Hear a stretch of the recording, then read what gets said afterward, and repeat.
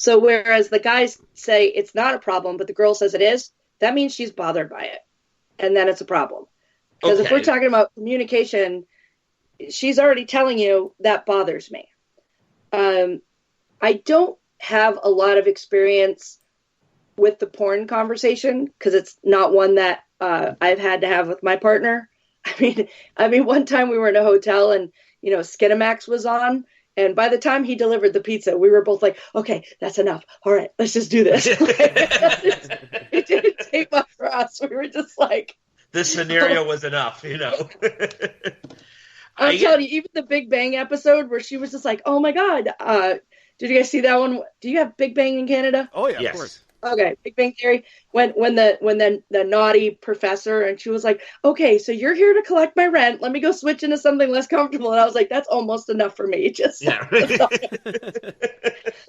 I do know that I know of someone who became desensitized to having a partner because his grip was probably so strong that the average vagina wasn't strong enough to stimulate him anymore. And my advice to the woman was, you need to tell him to just stop. He's got to go cold turkey and he's got to get some of that sensitivity back. Because yes, you can desensitize your penis. Yes, you can desensitize your clitoris. You're not going to break it forever, but you can certainly desensitize it to the point where you're just like, okay, I need to give that a break. So what about a scenario where, because you made reference to this one, we say where the woman says to the guy, like, I have a problem with you masturbating to porn. Now, whether it's, it's not an issue in the sense of it's not affecting the sex life, it's not affecting the intimacy, all that part is still there.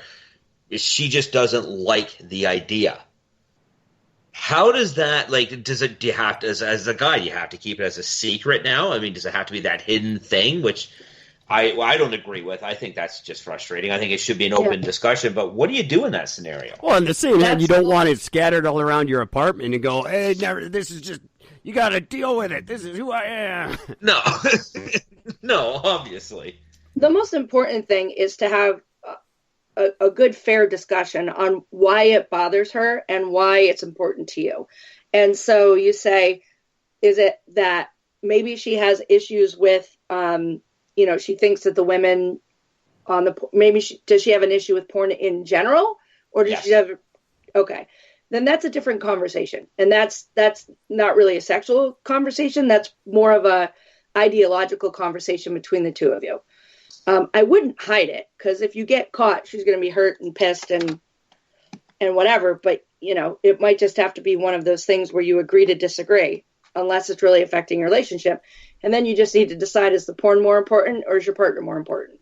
I know I had a girlfriend who very seriously believed that there wasn't a single woman in the history of porn that ever did it willingly. And that was her problem with porn, that they were all horrible victims of some terrible scenario and they ended up in porn, and it made her very uncomfortable. Not that I had it, but that it existed in general.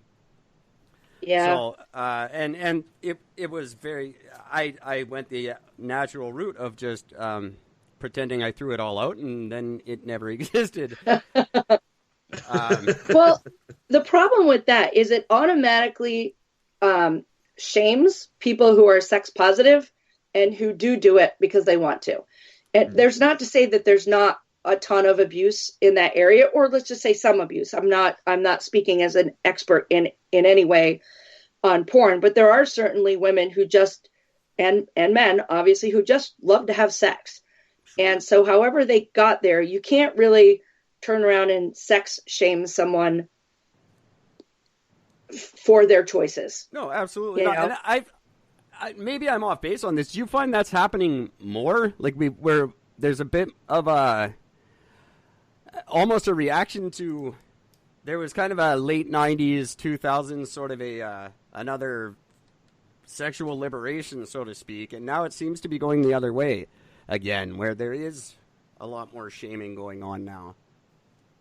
There is a lot of shaming going on in every area of the world right now. It's ridiculous. Exactly. Yep. I say if you like porn, watch porn. If you don't like porn, don't watch porn. I mean, like I said, it's never been a real conversation for me, but I have done some trainings through my company where they do talk about porn and how it affects people.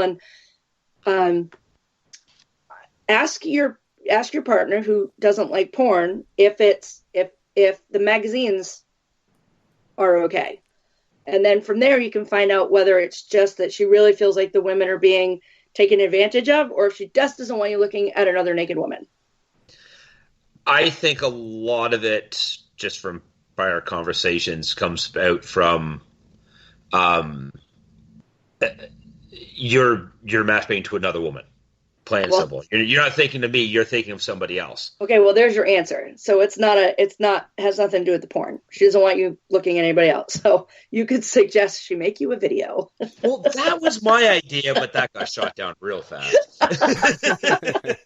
And in today's day and age of things getting hacked, I fully understand and support that decision. But it's just like, this isn't the first time I've heard of this being a problem. It's not that it's something that I've always had an issue with, but it's something that I've heard a lot throughout my life from guys and girls, where girls always think, like, when we're not together, he's over there jerking off the fucking porn. I'm like, well, so has he ever turned you, like, when you guys are intimate, has he ever turned you down? Has he ever treated you like you think they get treated in porn? Well, no. Well, then shut the fuck up. What do you care? But let's be honest, if there was no porn, if you weren't looking at porn, how many times in your life have you ever masturbated and thought about your partner? Like, honestly, it's an instinct, no matter what. I've definitely been there, because I had a girlfriend who we lived together, and she would keep hers like on full display in the bathroom, like they were just there, and it was just like it was constant competition. And some days it just looked sweaty and tired. Or just like it was mocking me. It would always just be there. Like, even the dildo's gone soft. And always just soft. In perfect shape and ready to go. And a little bit. Never complaining. Never have to shave. Yeah. See, I have a solution to that, though. Any guy that is worried about that, I have a solution. You can get those silicone molds for your dick. Mm-hmm. You get one of those. Now she's not fucking some random plastic thing. She's still fucking your dick. Exactly. You're just not there at the moment.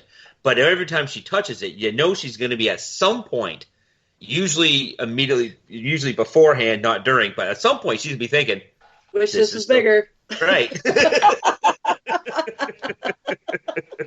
I worry that if I inserted myself into a silicone mold, I may not need the girlfriend anymore. There you go. My solution is that I never use the toy on my own. My husband is the keeper of the toys. So he decides where and when we will use them. Usually anytime we're in a hotel. Oh, yeah. Those are the freakiest times. And, I learned a long time ago. I know, like I said, I wiggle with the jiggle with the 2 fingers. I've been masturbating since I was 4. I don't need anything for that. But if we're going to use toys, security, partner to be paired, who cares how they get there as long as they do it with you? Right. And I think that's kind of where he's like, oh, well, she really likes this thing. So let me just use it, on the days I don't want to be down there for a half an hour. See, I'm a you bring whatever you want into that bedroom, whatever gets you off, bring it in. I have no qualms, no fears, no second thoughts. I'm not jealous of it. I know I will perform better than all of them. I firmly believe that. I don't care what she says. Sure. But that's just a straight up thing of just, I've never, why be afraid of something that can enhance? Right. And so why fear it? There's a big difference between making love and having an orgasm. Mm. And then if you mix them together, you can sometimes boost it up. But nobody's making love to a toy. Your toy is not going to turn you on. Your toy's not going to pull your hair, slap your ass, squeeze your nipples, call you Sally. Whatever turns you on, your toy is not going to do it. All it's going to do is go zzz, unless you paid extra for it, then it'll go zzz, zzz, zzz, zzz. Yeah. So it's, for the guys, I like to say this. So let's just say you got a